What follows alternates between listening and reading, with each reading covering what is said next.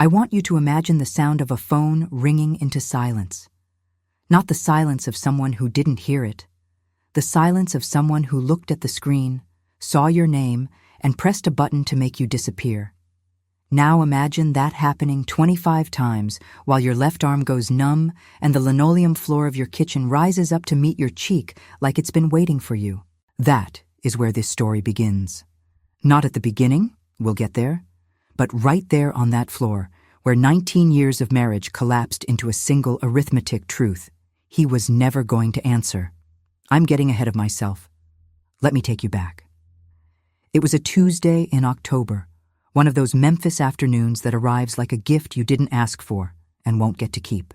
The kind of afternoon where the light turns golden and hangs in the air like it's embarrassed to leave. The old converted brick factory buildings along my block caught that light and held it in their mortar, glowing amber and rust.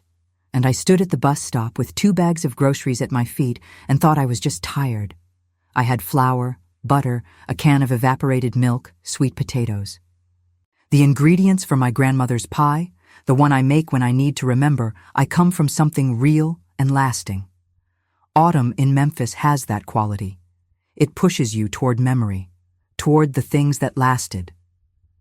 I am 51 years old.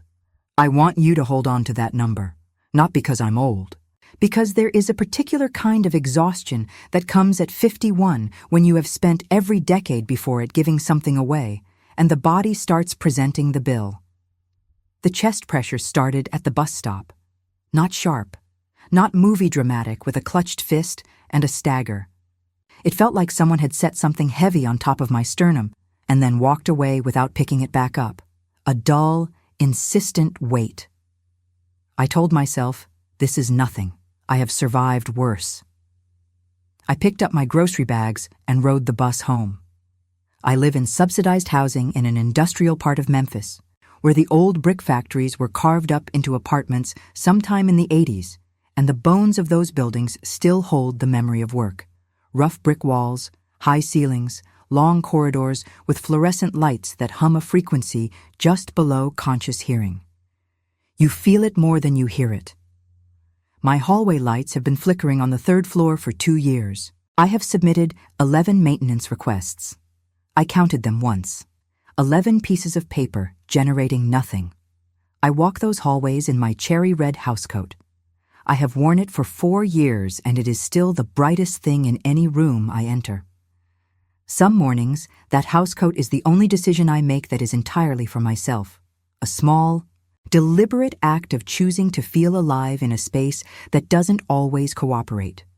My apartment is modest in the way that word gets used to mean small and trying, but it has a window that catches good morning light, and next to that window sits my mother's old Singer sewing machine. Cast iron and black enamel, with gold scroll lettering on the body. She carried that machine through 3 moves and a flood and a divorce, and when she died, she left it to me. I don't always sew. Sometimes I just rest my hand on it. Feel the weight of something that has outlasted everything thrown at it. The Singer doesn't ask anything from me. It simply exists, solid and patient, carrying her fingerprints and its mechanisms somewhere I can't see but know are there. That October evening, I came home from the bus stop, set my groceries on the counter, and stood in the kitchen thinking about the pie I was going to bake. The sweet potato mixture, the way the crust browns at the edges first, the smell that fills a small apartment like a kind of prayer. I have a Sunday morning ritual, bake the macaroni and cheese, baked golden on top, exactly the way my mother taught me, and set it on the counter before I get dressed for service. Sunday service is the only time I leave the house during the week. It's the 1 hour when I sit in a room full of people who are also trying to hold something together, and we hold it together collectively, and for that 1 hour the weight lifts. If I had known what that week held, I would have paid more attention to that Tuesday afternoon light. I would have stood at the window and let the golden hour fall on me and said, "This is enough. This is more than enough." The old Singer sat by the window, and I rested my hand on it the way I always do, and I told myself the pressure in my chest was fatigue. I was 51 years old. I was always tired. I had been always tired for so long that tired had become my baseline, my resting state, the water I swam in. I should have listened to my body then. I should have learned much earlier to listen to my body. But I had a husband who had spent 19 years teaching me that my perceptions were unreliable, that my instincts were overreactions, that what I felt was never quite what I said it was. By 9:47 that evening, the weight on my sternum became something else, a pressure that had heat in it, a squeeze. My left arm went strange, not numb exactly, more like it belonged to someone standing slightly to my left. I picked up my phone. I texted Marcus first, then I called. Once. Twice. The phone rang and rang. You know what happened next. You heard it in the first minute of this story. But knowing it and feeling it are two different things, and I need you to feel it. 25 calls. Declined, declined, declined. The floor came up to meet me, and I held my phone, and I kept pressing his name, and he kept pressing a button to make me disappear. My neighbor found me at 10:22 p.m. when she heard something fall. She called 911. I owe her my life. That woman, whose name is Cheryl, whose door is 3 doors down, who I had never once invited inside for pie, she saved my life. Marcus was not at the gym. He was not working. He was 40 minutes away in a hotel room with a woman named Tanya, and he had been there in one version or another for 3 years. He told me later he hadn't wanted to interrupt a conversation. That was his word. Interrupt.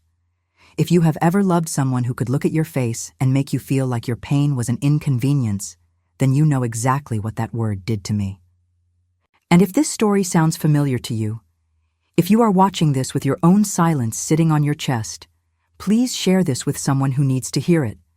Someone you know who is waiting at her own bus stop, ignoring her own weight. We are not done, not even close. Long before the heart attack, before the hotel, before the 25 declined calls, I was a woman who believed that patience was a virtue and endurance was love. I want to explain this to you carefully because I know how it sounds from the outside. I know you might be wanting to reach through the screen right now and shake me. But I need you to understand the architecture of how a woman like me ends up exactly where I ended up, because it was built slowly, deliberately, one small stone at a time, until I was living inside walls I had helped construct and could no longer see. I have trusted God my entire life, not passively, actively, the way some people trust a doctor or a map. When things went wrong, I did not panic. I waited. I believed that time, properly surrendered to faith, would resolve what human hands could not. This is not naivety. This is a theology. It is also, I understand now, a mechanism that certain people learn to exploit. Marcus knew how I was built.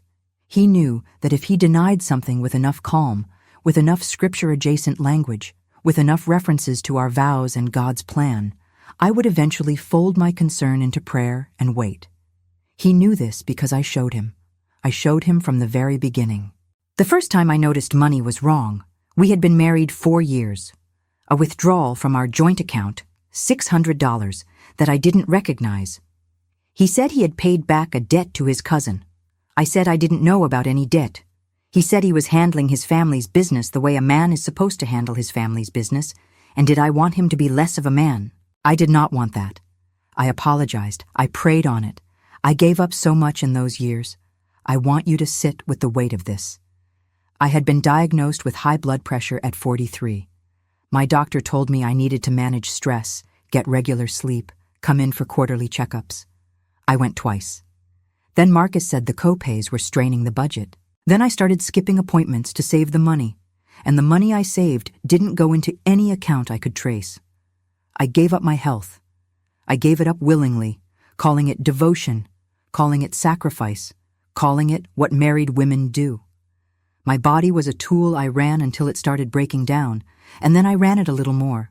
I used to bake sweet potato pie every Saturday. My grandmother's recipe, written on an index card in her handwriting so careful, it looks like calligraphy.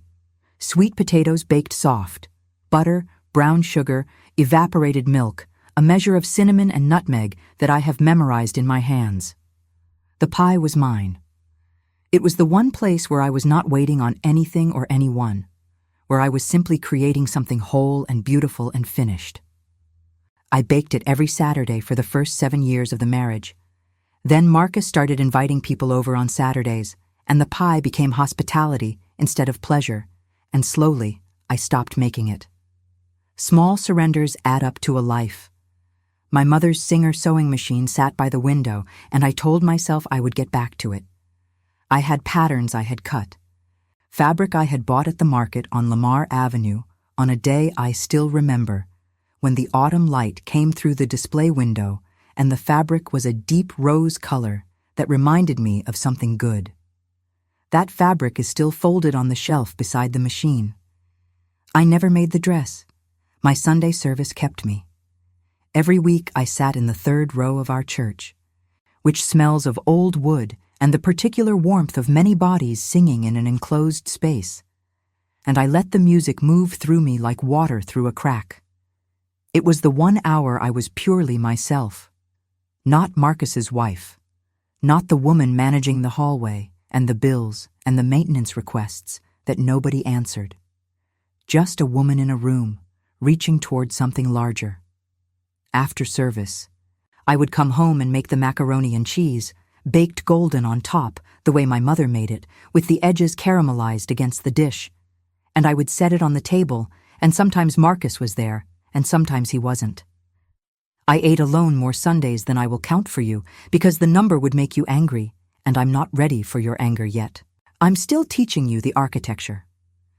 The withdrawals continued, small ones mostly, sometimes larger. I would notice and I would ask and he would explain and I would pray on it. He was good at the explaining.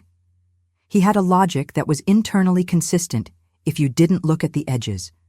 And I had trained myself not to look at the edges, because looking at the edges was the same as saying, I didn't trust my husband, and a woman who doesn't trust her husband is not a woman of faith, and I was a woman of faith. Do you see it? Do you see how the walls were built? I am not angry at the woman I was. I want to be very clear about that. I am tender toward her, the way you are tender toward someone who was working with limited information in a difficult environment.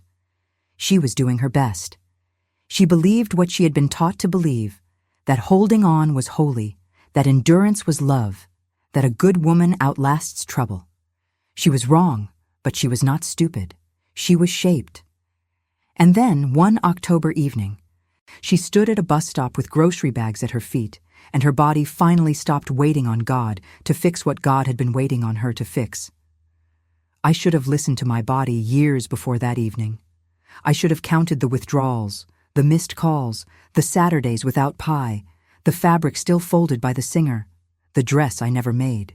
I should have done the math long before the math was done for me. But I didn't. And so something worse was coming. Something I had been living inside for so long I had mistaken its walls for my own skin. 3 months after the heart attack, on a Tuesday morning in late January, I sat across a desk from a woman named Patricia at my credit union on Poplar Avenue. Patricia was perhaps 45, with reading glasses on a beaded chain and the particular stillness of someone who had delivered difficult news enough times to have made peace with it. She slid a folder across the desk. Then she slid another one. Then she folded her hands and waited. There was a loan, $47,000, taken out in my name in 2021. I had not known about this loan. I had not signed the primary paperwork. There were signatures, but Patricia was gentle about saying she had questions about those signatures. The payments had been coming out of our joint account for 18 months. Regular, automatic, invisible if you weren't watching. And I had not been watching. Marcus had told me years ago that he handled the finances, that I didn't need to worry about the money. That money was a man's burden to carry. And I had accepted this the way I accepted the flickering light in my hallway, as something unpleasant that someone else was theoretically responsible for fixing. Patricia said, Mrs. Williams, I think you should speak with an attorney. I drove home from that meeting and sat in my car in the parking lot of my building for 45 minutes. I did not cry. I did not pray. I did something I had not done in 19 years. I counted. The accounting took me 3 days. I sat at my kitchen table with the statements Patricia had given me, and with every document I could find in the apartment. And I added and subtracted and went back and added again, and then I put the number on a piece of paper and looked at it. My disability checks, 19 years of them, routed into a joint account I had been told I didn't need to monitor. The $12,000 left to me by my mother when she died in 2017, the woman whose Singer sewing machine I still touch every morning for the simple comfort of something that outlasted her. Gone. Spent. On what, I still cannot fully account for. Hotel rooms for some of it. Monthly expenses for an apartment I didn't know existed for some of it. A woman named Tanya for all of it, in one way or another. 19 years of giving. 19 years of sacrifice. My health, my hobby, my Saturdays, my dress fabric still folded by the window. And on the other side of the ledger, a $47,000 loan in my name, a joint account hollowed out, and a husband in a hotel room 40 minutes away who had declined my call 25 times while I lay on a kitchen floor, not knowing if I was going to die. I put the number on the paper, and I looked at it for a long time. And then I went to the window, and I put both hands on my mother's Singer sewing machine, and I pressed my palms flat against the cold cast iron, and I felt the weight of something that has outlasted everything thrown at it. That is when I collapsed. Not physically, emotionally. The kind of collapse that is completely silent, that happens on the inside of a person while her face is doing something ordinary like looking at an old sewing machine. The grief was not for the money. The money was just paper, just numbers, just the thing that represents all the other things. The grief was for the woman who had been so certain she was holding her marriage together with faith and patience and golden macaroni on Sunday mornings. The grief was for all the Sunday mornings. All the baked golden tops of dishes made for a man who was not thinking about her when he ate them. All the prayers offered in a church that smelled of old wood while he was spending the inheritance her mother left her on a woman whose last name I now know and will not say. I want to ask you something. Have you ever sat with the full count of what you gave versus what you got back? Not the things you were told, not the version of the story you were allowed to see, but the actual arithmetic. Because there is a moment when the numbers don't let you keep pretending, when the math becomes its own kind of revelation, when you finally look at the ledger and see that you have been the only one paying the bills. That Tuesday morning in January, 3 months after a floor rose up to meet my cheek while a phone declined my call for the 25th time, I sat at my kitchen table and the math showed me what my faith had been covering for 19 years. The old Singer sat at the window, and the winter light came through flat and cold and without comfort, and I thought, something has to change. And for the first time in 19 years, I did not add, God will handle it. I thought, I have to handle it.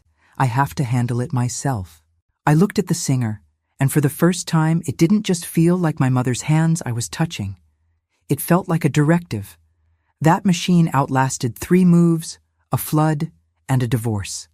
It was built to do work. So was I. Something was being assembled inside me. Quietly, coldly. The kind of thing that starts in a spreadsheet and ends somewhere you couldn't have predicted at the beginning. I need to tell you about Destiny. She is 19 years old, my son's daughter, and she is the kind of young person who has not yet learned to be polite about dishonesty. The world has not sanded that off of her yet. She says what she sees in a voice that does not apologize for seeing it. And when she looked at me, really looked at me, sometime in the first week of February, she said, "Grandma, you look like somebody let the air out of you." She was right. I had lost 12 pounds since October. Not intentionally. I simply had forgotten most days that food existed for my own body's use. I was eating toast sometimes, a bowl of cereal. The appetite that normally propelled me toward the kitchen and my grandmother's recipes and the ritual of making something beautiful from raw ingredients had gone somewhere quiet and cold. The sweet potato pie had not been made in months. Destiny came to stay with me for a long weekend in February. She drove down from Nashville in a car that needed a new muffler. And she arrived with a bag of groceries she had bought specifically for me: sweet potatoes, butter, brown sugar, a can of evaporated milk, and she put them on the counter and said, "We're baking." She didn't ask. She knew I needed to be told. While the pie was in the oven, I told her everything. Not the cleaned-up version I had been carrying. The one where I maintained a kind of dignified ambiguity about my marriage. The real version, the loan, the bank statements, Patricia's quiet face across the desk, the 25 calls, the floor. My left arm going strange, and the phone showing me declined, declined, declined. Destiny listened without interrupting.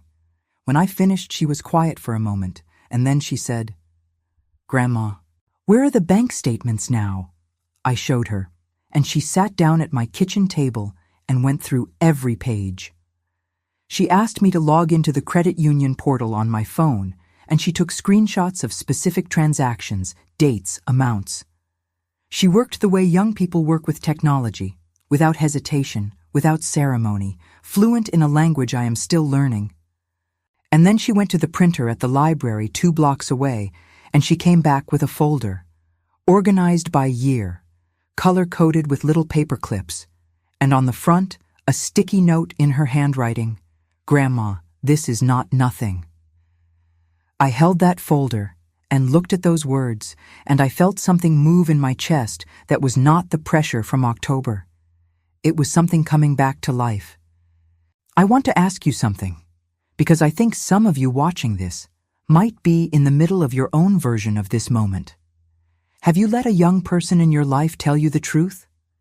Because sometimes the people who haven't been taught yet to excuse and accommodate and wait on God, sometimes they are the ones who can see the shape of a thing clearly, because they haven't been living inside it long enough to have memorized its curves as normal. Destiny drove me to the attorney the following Monday, a woman attorney who specialized in financial exploitation. I sat in a clean office on Madison Avenue, and I watched this attorney read through the folder my granddaughter had made. And I watched her face do the thing Patricia's face had done, that particular stillness of a professional who is containing a reaction. She said, "This is a pattern. This is not carelessness or poor money management. This is deliberate. Deliberate." I had used every other word available: confusion, mistake, his way of handling things, poor judgment, irresponsibility. I had never used deliberate, even when some part of me had known that was the correct word for a very long time.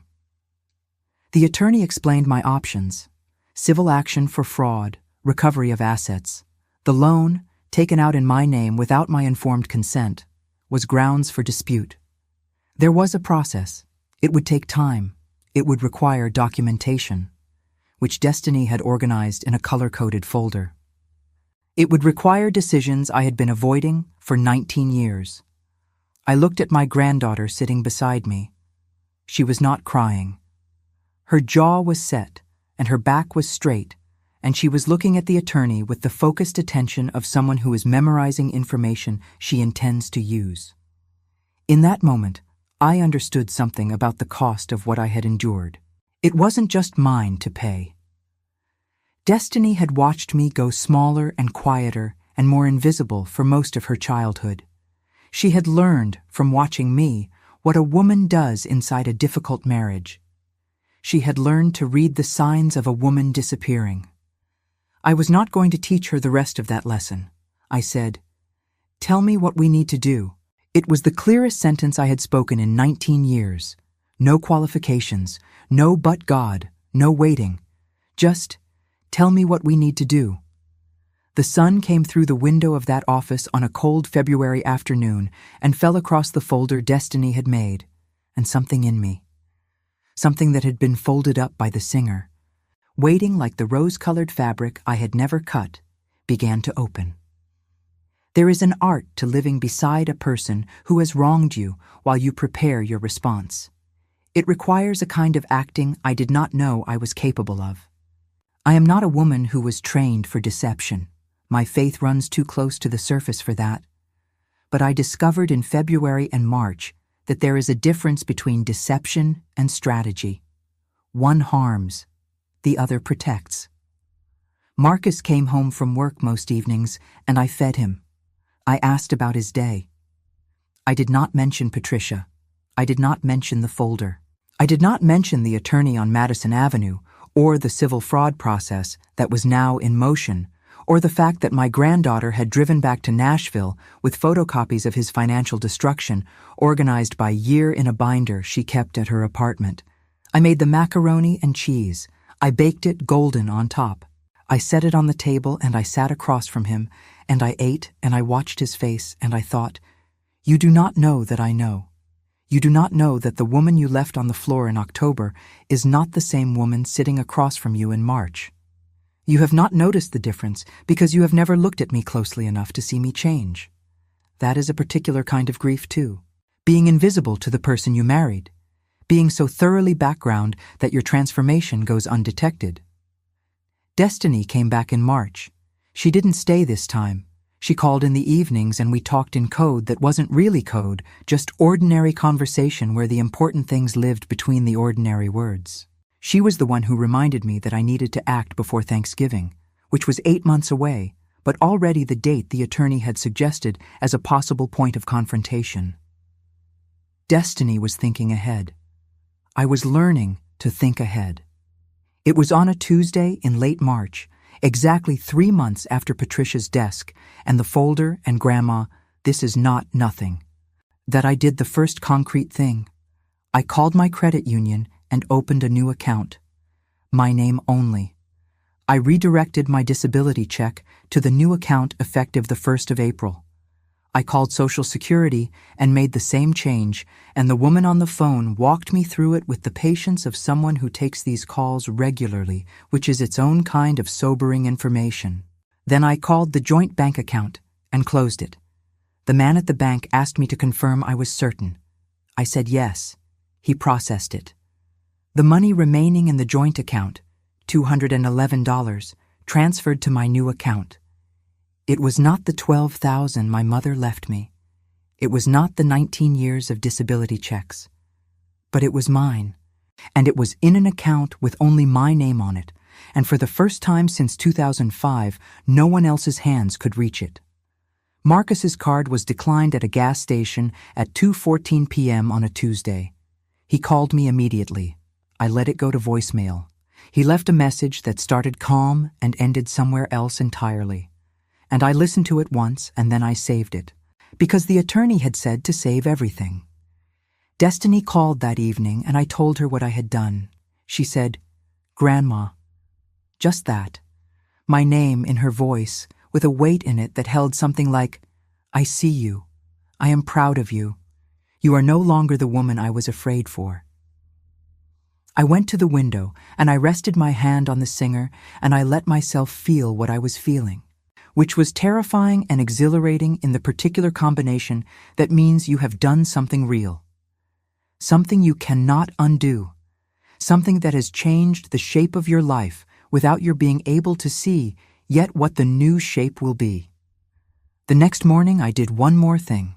Marcus had a recliner in the living room, a large, dark brown chair that he had owned since before we married, that he had moved into every apartment we ever shared, that took up a third of the available floor space in a living room that was not large to begin with.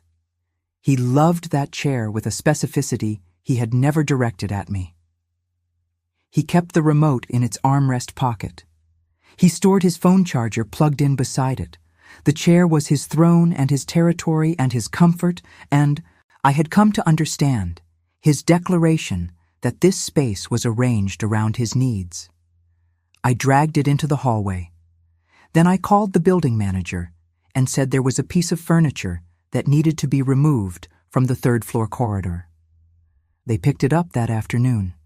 The first time in 4 years, maintenance responded quickly to anything I asked. The living room was suddenly larger.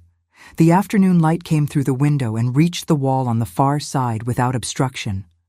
I stood in the space where the chair had been and breathed. That was the first moment I understood what freedom is made of. not of arriving somewhere grand and open, of removing the thing that was taking up all the space. I will not tell you the preparation was easy. I will tell you it was cold and exact, the way certain difficult things are when you stop feeling them and start executing them. From March through October, I worked quietly, with the attorney and with Destiny on the phone and with a new understanding of my own finances that I was assembling piece by piece. I learned words I had not known: garnishment, civil judgment, fraudulent inducement, power of attorney, marital asset. I learned them the way you learn the words of a new territory, not easily, but with the determination of someone who has no other choice. The attorney filed the civil fraud claim in May. The process began its slow institutional turning, the way legal processes do, grinding along without drama while ordinary life continued on top of it. Marcus knew nothing, or if he sensed something had shifted, and I believe he did, in the way certain people develop a low-grade alarm for threats to their arrangements. He could not locate the source.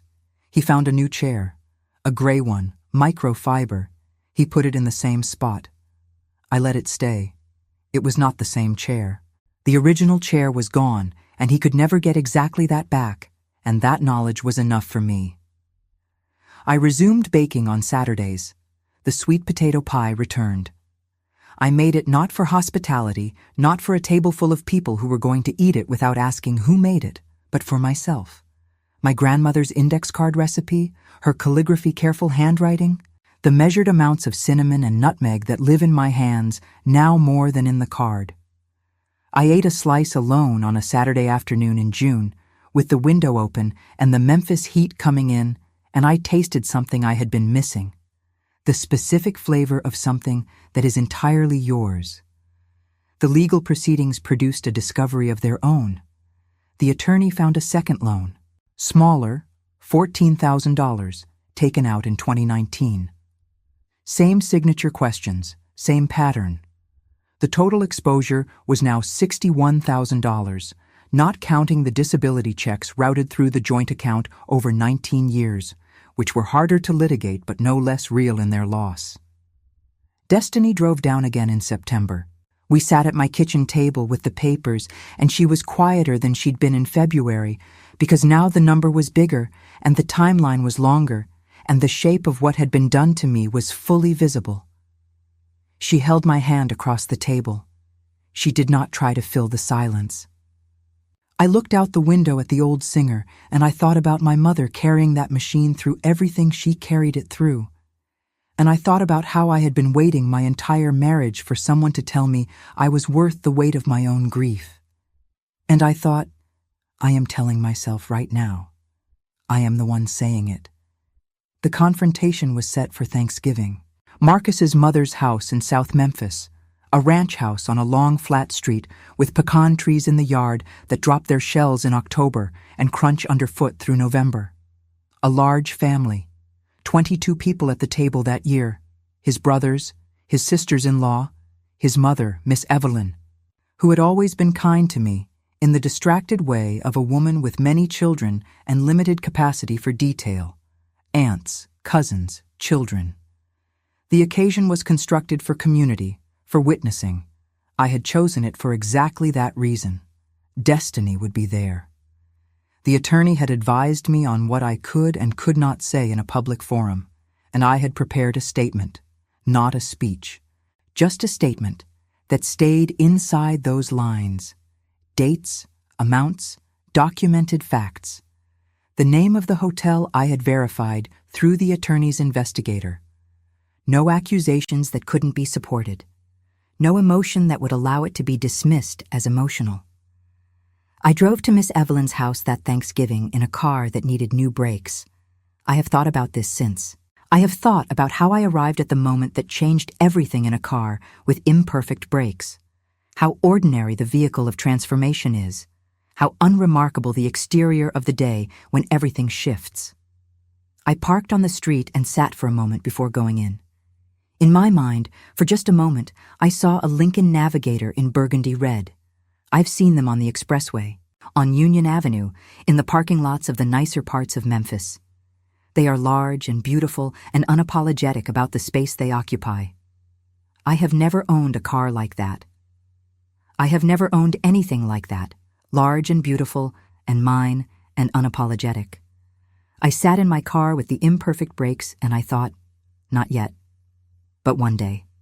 Not because I need a large car, because I have never in my life bought myself something large and beautiful and entirely my own.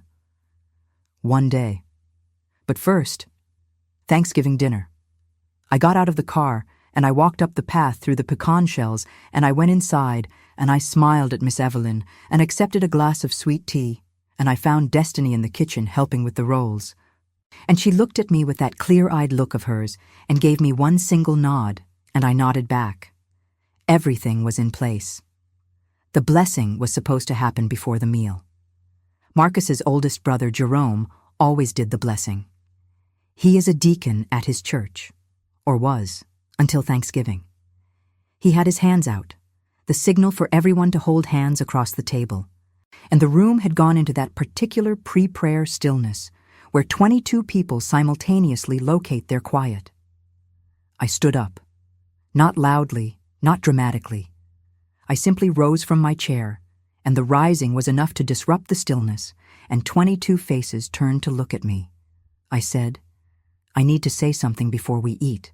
I need to say it in front of the family, because the family deserves to know.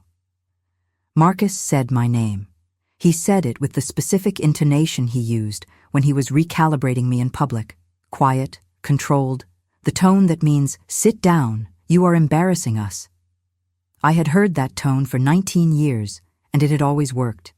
It did not work. I opened the folder. Destiny had made me a clean copy, the most relevant pages, organized chronologically, readable at a distance. I did not wave it around. I held it the way you hold something important, steadily, with both hands. I said, on October 14th I had a heart attack. I was on the kitchen floor. I called Marcus 25 times. I paused. He declined every call. He was at a hotel with a woman named Tanya. He has been seeing her for 3 years. The room made a sound. Not words, a sound. The collective intake of breath from 22 people is something you feel as much as hear. I said, that same night, I did not know yet that Marcus had taken out loans in my name totaling $61,000. I did not know he had been managing our joint account in a way that removed most of what I put into it over 19 years. I know now. I have documentation. My attorney has documentation. The civil proceedings began in May. Marcus pushed back his chair. He said something. I could hear his voice rising. But I had stopped processing his voice the way you stop processing a sound you have decided is no longer information you need. I looked at the table, at his brothers, at his sisters-in-law, at his nieces and nephews at the end of the table who were too young to fully understand and old enough to be changed by what they witnessed, at Miss Evelyn, who had gone very still, the way animals go still before they've decided what to do. I said, you asked me to eat at this table for 19 years. I cooked at this table. I brought dishes to this table. I prayed at this table. I want the people at this table to know what that 19 years actually cost. Silence is not empty. Silence has texture and temperature. The silence in that room was warm and dense and pressing from all sides. And inside it I stood perfectly still and felt nothing that was not calm. Marcus said something about documents being lies and lawyers being crooked and me losing my mind. I looked at him for a long moment. Then I said, you silenced 25 calls while I was dying on your kitchen floor. That is the only sentence you need to remember from today. You cannot argue with arithmetic. You cannot gaslight a number. 25 is 25, regardless of how calmly or how loudly you deny it. Jerome, the deacon, who had his hands out for the blessing a few minutes ago, stood up. He looked at his brother. Then he looked at me. Then he picked up his plate and walked into the kitchen. His wife followed. 2 of Marcus's other brothers did the same. They didn't say anything. They simply moved. You want a mic drop line? Here it is. The most powerful thing I said that day, I said quietly, to no one in particular, and everyone at once. The woman you thought would never count, counted. Miss Evelyn did not stop me. That surprised me most. She sat at the head of her table and she looked at the hands in her lap, and she did not tell me to sit down. I do not know what that cost her, and I have tried to be respectful of it. I sat down. Destiny, across the table, put a roll on her plate, and somewhere in the city, 40 minutes away in a direction I would never be traveling again, a chapter of my life ended quietly in a room full of people who had just been given a choice about what they knew and what they were willing to ignore. They made their choices, and I had made mine. The pie I brought that day, sweet potato, my grandmother's recipe, sat on Miss Evelyn's sideboard, and nobody touched it that afternoon. I took it home. I ate a piece that night in my apartment, alone, with the singer at the window and the autumn dark outside. And it tasted like victory, and it tasted like grief, and it tasted like the specific flavor of something you made entirely for yourself. The civil judgment came through in February. 11 months after Patricia's desk and the folder and the careful organized evidence, my 19-year-old granddaughter had assembled in a binder she kept at her apartment in Nashville. The judge awarded recovery of documented losses, the loans taken in my name, the assets that could be traced. Marcus's wages began to be garnished. The garnishment is slow, and recovery from a man whose finances turn out to be as disordered as his ethics is not a clean or rapid process, but it is a process. Numbers are coming back to me. Not all of them, not quickly. But they are moving in the right direction for the first time in 19 years. The affair became public in ways that moved beyond my control once Thanksgiving happened. His position on the church deacon board, a position he had held for 8 years, which I understood gave him some measure of status in a community that matters to him, was removed by the deacon board's leadership 6 weeks after Thanksgiving. He did not have much public life beyond that, and the job now sends some of what he earns to a court-ordered process of restitution. I did not orchestrate any of this beyond standing up at a table and reading from a folder. The consequences found him through their own trajectories. He has not spoken to me in 5 months. His lawyer communicates with my lawyer. This is easier than I expected. I thought there would be more of something, more grief, more anger, more of the longing that you expect when a long marriage ends. There is mostly a kind of spaciousness where something dense used to be. The living room is larger without the chair. My days are longer without the management of a man who needed tending. My bank account does not move without my knowledge. I want to tell you about my mother's Singer sewing machine. For 19 years it sat by the window as comfort object, as talisman, as the thing I touched when I needed to feel the weight of something that had lasted. In March, 3 months after Thanksgiving, I sat down in front of it with the rose-colored fabric I had bought on Lamar Avenue years ago. Still folded, still waiting, still the deep rose color of something good. I threaded the machine. I pressed the pedal. I heard the sound it makes, a particular rhythm that is one of the best sounds in the world to me. And I began to cut and sew and press seams. The dress took me 3 weekends. It is not perfect. My skills were dusty, and my hands had to remember their knowledge from the inside out. But it is finished. It exists. I wore it to Sunday service in April, and my neighbor Cheryl, the woman who found me on the floor, the woman I owe my life to, said, "Lydia, did you make that?" And I said yes, and she looked at me with something that I will keep. The Singer is not just comfort now. It is activity. It is creation. It is the machine doing what it was built to do finally, after years of being only decorative in my grief. Destiny drove down in the spring. We sat on the front steps of my building in the April warmth, and she told me about her classes, and I told her about the dress, and we ate sweet potato pie from a dish I had covered with foil for the drive. She said, "Grandma, you look different." I said, "How?" She thought about it. She said, "Like the air came back." That is the best description of rebirth I have heard. The air came back. I have a savings account now with more money in it than I have ever saved in my own name. I am building towards something specific, the city where destiny lives. Nashville, where my son lives and where Destiny is studying, and where there are grandchildren I want to be near enough to watch grow. I want to bake pie in a kitchen near hers. I want to be the grandmother she can walk to, not the grandmother she drives 3 hours to check on because she is afraid of what she will find. I am not there yet. The finances are still in reconstruction. The legal process is still in motion. I am still in the apartment with the fluorescent hallway lights. The 3rd floor is still flickering, and I have now submitted 13 maintenance requests, because I am a woman who does not stop submitting even when the response is silence, but my name is on the lease alone now. My check goes into my account alone. My food is bought with my money and eaten at my table by the people I choose to feed. The chair is gone and the room is larger. I looked at an ad in a magazine last month, a Lincoln Navigator in burgundy red, the color of the cherry red housecoat I wear in the halls, a color that announces itself without apology. I looked at it for a long time. I am not in a position to buy a Lincoln Navigator. I am in a position to know that one day I will buy myself something large and beautiful and entirely mine.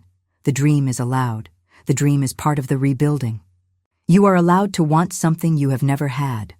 What I know now that I did not know in October, lying on a kitchen floor with a phone in my hand and a heart that was trying to speak. The body knows. The body has been keeping score all along, every ignored appointment and skipped meal and high blood pressure reading dismissed as stress. Every morning I put myself last and every prayer I offered in place of action. The body knew. It was only my mind that was still waiting on God to fix what I had to fix myself. God did not fix it. I fixed it. With a folder my granddaughter made, and an attorney on Madison Avenue, and a credit union officer named Patricia, and a neighbor named Cheryl who heard something fall and called 911. I fixed it with the singer and the rose-colored fabric and the Saturday pies I started making again for no one but myself. I fixed it one small decision at a time. Close the account, redirect the check, drag the chair into the hallway, stand up at the table before the blessing. You fix it with your feet and your hands and your voice. God gives you the feet and the hands and the voice. The rest is yours to do. It is February now, a year since Patricia's desk, 14 months since the floor. The winter light in Memphis is different from the autumn light I described at the beginning, thinner, bluer, less golden. It comes through my window in the morning and falls across the singer, and I think, I am still here. I am still here, and the machine is running, and the savings account is growing, and Nashville is closer every month in the only way that counts, which is financially, which is the way I am learning to count everything now. I want to talk to you about what happened to Destiny. Not to her directly. She is 19 and sharp and making her way with a clear-eyed determination that I want to take no credit for. Though I will say that watching her grandmother stand up at a Thanksgiving table and read from a folder may have confirmed something she already knew about what women are capable of. I want to talk to you about what happened to her from watching me. From watching me for the first 18 years of her life go smaller and quieter and more accommodating and more invisible. She told me in March, when we sat on the steps, "Grandma, I spent a long time thinking that's just how it was for women in relationships, that you just managed it. You managed the bad parts, and you waited, and you prayed, and you endured." She said this with the tone of someone who is describing a belief they have recently discarded. She said, "I don't think that anymore. I do not know what the full cost of those 18 years is for her. I do not know what she learned in her body from watching me go silent, what she absorbed about her own value, and what she should expect from people who claim to love her. I know we are talking about it now. I know she knows what my face looks like when I am no longer disappearing. I am trying to give her the new picture to put next to the old one, so she has the full range of what is possible. This is what nobody talks about at Sunday service. The damage does not stay in one generation. When a woman disappears inside an abusive or exploitative relationship, when she goes small, goes quiet, goes invisible, the children and grandchildren around her are learning. They are learning what love looks like. They are learning what women endure, and what women deserve, and what women do when things are wrong. They carry that learning into their own lives, into their own relationships, And the pattern moves forward through time in ways that are harder to trace than a bank statement, but just as real in their damage. I was shaped by women who endured. I want to be the woman who showed destiny that endurance has a limit, and beyond that limit, there is action. I want her to know in her body, not just in her head, that a woman's perception of her own pain is valid information. That the numbers don't lie, that you are allowed to count. We talk about the costs of elder abuse and financial exploitation in terms of institutional systems. Nursing home fines in 2023 reached $153 million. That is the regulatory system paying attention, slowly, imperfectly, to a category of harm that has been undercounted for decades. And studies calculate that injuries from elder abuse cost $3 billion to American hospitals per year. These numbers are important. They represent a reality that is happening in ordinary apartments, with fluorescent hallway lights and joint bank accounts, and women who have been taught that patience is holiness. But the cost that does not get measured in those numbers is what children absorb when they watch the women who raise them go silent. It is what Destiny learned before she could name it. It is the pattern that moves through generations like a thread through fabric, invisible at the back of the work, structuring everything at the front. We do not count that cost because it does not appear on a hospital bill or a regulatory fine. It appears 17 years later in a 19-year-old woman who tells her grandmother, "I thought that was just how it was for women." That is the lesson I want to leave you with today. Whatever is happening in your life, financial exploitation, emotional manipulation, the slow erosion of your sense of your own reality, the damage does not stop at you. It moves forward.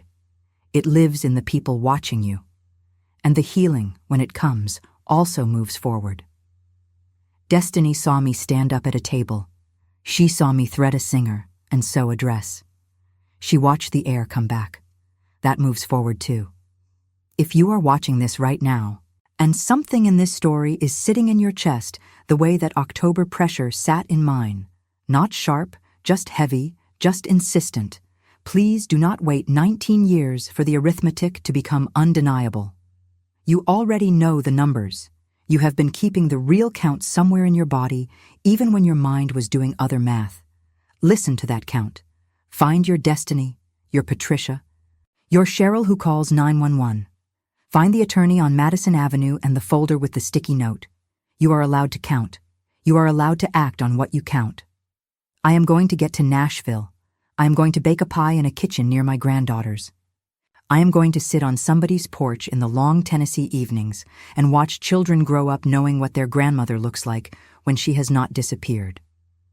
I am going to buy something large and beautiful and mine, not because I need it, but because I have never done that, and it is time. I threw away a chair that took up all the space. There is a whole room now. There is more room than I know what to do with, and I am learning, slowly, happily, to take it up. Now I want to hear from you. Where are you watching this from? Tell me in the comments. Your city, your state, wherever you are sitting right now with this story. And I want to know, what would you have done? Would you have stood up at that table? Would you have been able to wait as long as I waited, or would you have moved sooner? Tell me. I want the conversation. If this story reached something in you, if it sat somewhere real and true in your chest, please like this video. Not for me. Like it so the algorithm carries this to someone who is sitting on her own kitchen floor right now, still waiting, still counting, still hoping someone will answer. She needs to hear this. You know someone who needs to hear this. Subscribe if you want more stories like this one. Stories of real women doing the real arithmetic of their lives and deciding finally that the numbers have to change. I am Lydia. I am 51 years old. I called 25 times and nobody answered, and I am still here. And I have so much more to say.